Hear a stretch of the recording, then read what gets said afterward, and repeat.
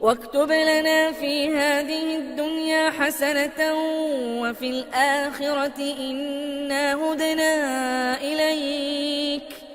قال عذابي أصيب به من أشاء ورحمتي وسعت كل شيء فسأكتبها للذين يتقون ويؤتون الزكاة والذين هم بآياتنا يؤمنون.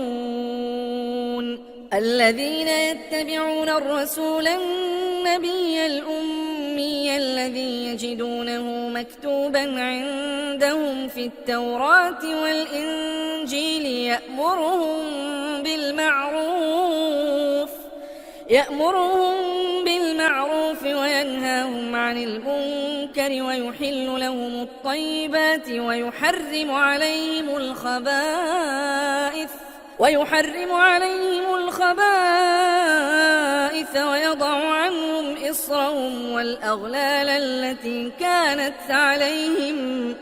فالذين آمنوا به وعزروه ونصروه واتبعوا النور الذي أنزل معه أولئك هم المفلحون. قل يا أيها الناس إني رسول الله إليكم جميعا الذي له ملك السماوات والأرض لا إله إلا هو يحيي ويميت.